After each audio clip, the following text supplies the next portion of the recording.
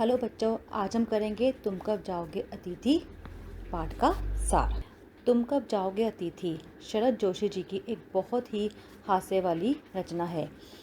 इस पाठ में लेखक ने उन अतिथियों के बारे में बताया है जो अपने किसी रिश्तेदार के घर बिना किसी सूचना के चले तो जाते हैं, लेकिन फिर वहाँ से आने का नाम ही नहीं लेते और एक भारी मुसीबत बन जाते हैं। लेखक बताते हैं कि आज उनके घर जो अतिथि आए थे उनका चौथा दिन है, मतलब वो पिछले 4 दिन से उनके घर पे आ चुके हैं, लेकिन जाने का कोई नाम ही नहीं ले रहे। वह तो लेखक के घर पर इस तरह रह रहे हैं जैसे कि वह उनका अपना ही घर हो। लेखक उन्हें दिखाकर बार बार कैलेंडर की तारीखें बदल रहा है ताकि उसे देखकर ही उन्हें याद आ जाए कि उन्हें अपने घर वापस भी जाना है। लेकिन जो अतिथि हैं वो आराम से बैठे हुए हैं, सिगरेट पी रहे हैं और जाने का कोई नाम ही नहीं ले रहे। वह कहता है कि लाखों मील लंबी यात्रा करने के बाद एस्ट्रोनॉट्स भी चांद पर इतनी देर नहीं रुकते जितनी कि तुम मेरे घर पर टिके हुए हो और एक छोटी सी यात्रा करके आई हो और फिर भी इतने दिन मेरे घर पर बैठे हुए हो। वह कहता है कि जब वो उनके घर आए थे तब उसने, उसकी पत्नी ने उनका बड़े दिल से स्वागत किया था। रात के भोजन को उन्होंने डिनर का रूप दिया। इसमें उन्होंने 2 सब्जियां बनाई, रायता बनाया, साथ में एक मीठा पकवान भी बनाया। उन्हें आशा थी कि यह सब करने के बाद अगले दिन वह चले जाएंगे, परंतु ऐसा नहीं हुआ। दूसरे दिन भी वह आराम से मुस्कुराते हुए घर पर ही बैठे हुए थे। यह देखकर लेखक को दुख तो बहुत हुआ, मगर फिर भी वो उसके सामने मुस्कुराता रहा। वह कहता है कि हमने दोपहर के भोजन को लंच की गरिमा दी, रात को उसे सिनेमा दिखाया और यह उनकी मेहमान नवाजी का आखिरी छोर था। छोर मतलब आखिरी सीमा थी और इसके बाद तो उन्हें वापस चले जाना ही चाहिए था। वह कहता है अब तो वह क्षण आ जाना चाहिए था जब तुम्हें विदा होते जब तुम विदा होते और हम तुम्हें स्टेशन तक छोड़ने जाते, लेकिन ऐसा बिल्कुल भी नहीं हुआ। तीसरे दिन लेखक और उसकी पत्नी को एक बहुत बड़ा झटका तब लगा जब अतिथि ने उन्हें यह कहा कि वो अपने कपड़े धोबी को देना चाहता है।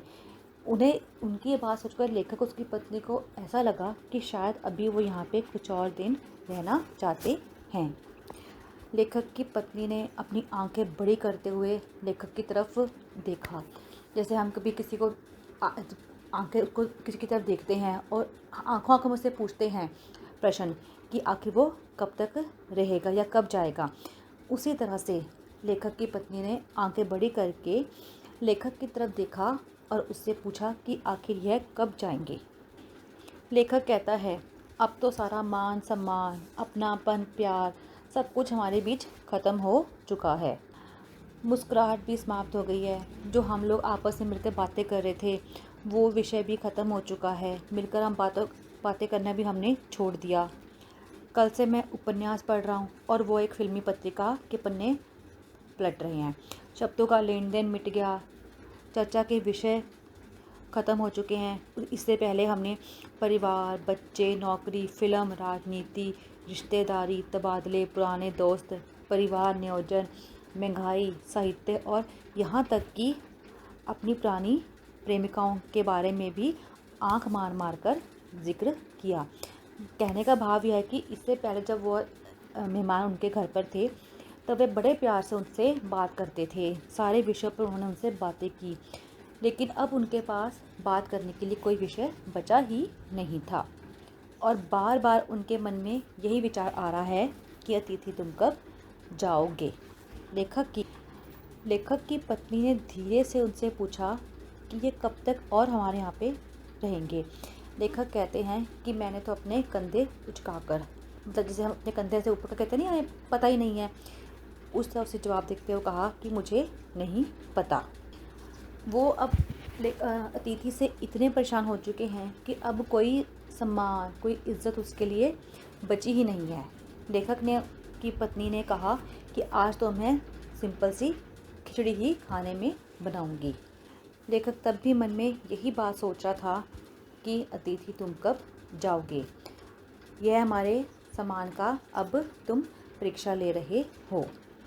वह कहता है कि मुझे पता है कि तुम्हें यहाँ पर रहना अच्छा लग रहा है। ऑब्वियस सी बात है, जब हम किसी के यहाँ जाते हैं तो वो हमारा बहुत स्वागत करते हैं, सत्कार करते हैं, घुमाते हैं, फिराते हैं, नई नई खाने में हमारे वास्ते डिशें बनाते हैं, ठीक है, हमें बहुत मज़ा आता है। यही लेखक कहता है कि हमें पता है कि दूसरों के घर जाने में सबको अच्छा लगता है, लेकिन अपना घर तो अपना ही होता है, तभी तो अपने घर को हम लोग स्वीट होम कहते हैं। वह कहता है कि इससे पहले मैं अपनी शराफत भूलकर सारी हदें पार करके तुम्हें गेट आउट कहने के लिए मजबूर हो जाऊं, अतिथि तुम वापस चले जाओ। लेखक कहता है कि कल जब तुम सुबह उठोगे, तुम्हारे बिस्तर पर जो किरण आएगी वह 5वें दिन की किरण होगी। इसका मतलब कल तुम्हें यहाँ पर आए हुए 5 दिन हो जाएंगे। अब तो तुम अतिथि चले जाओ, मैं इससे ज़्यादा तुम्हें और यहाँ पर नहीं रख सकता। इससे पहले कि मेरी बर्दाश्त की सारी हदें, सीमाएं, जिसे हम कहते हैं ना हमारी तो लिमिट क्रॉस हो गई है, वो चीज़, सारी हदें सीमाएं पार हो जाएं, तुम वापस चले जाओ। मैं यह भी जानता हूँ कि अतिथि देवता होता है, जैसे कहते हैं अतिथि देवो भव, अतिथि देवता होता है। पर वो कहता है कि मैं भी आखिर एक मनुष्य हूँ और हर मनुष्य की एक चीज़ को बर्दाश्त करने की लिमिट होती है, और मेरी वो लिमिट जो होती है ना, हद, सीमा अब ख़त्म हो चुकी है। तुम एक देवता बनकर आए थे और मैं उम्मीद करता हूँ कि हमारे मन में तुम्हारे लिए वही इज़्ज़त, वही सत्कार, वही रिस्पेक्ट बनी रहे और तुम एक देवता बनकर ही वापस चले जाओ। मुझे कोई कठोर कदम उठाने के लिए, मैं मतलब एक भयानक कोई रूप ना धारण कर लूँ, तो मैं अपने घर से ना निकाल दूँ, तुम्हारे मन में भी मेरे लिए सम्मान बना रहे, मेरे मन में भी सम्मान तुम्हारे लिए बना रहे, यह सब कुछ लेखक मन में अपने सोचता हुआ यही दुआ करता है कि अतिथि तुम कब जाओगे। इस तरह लेखक ने इस पाठ में ऐसे अतिथियों के बारे में बताया है जो आते तो बड़ी खुशी से हैं और जिनका हम भी बहुत खुशी से स्वागत करते हैं, लेकिन जाने का नाम ही नहीं लेते। उसके बाद वह हमारे लिए एक सिरदर्द, एक बोझ बन जाते हैं। मुझे आशा है कि आपको इसका सार पसंद आया होगा। धन्यवाद।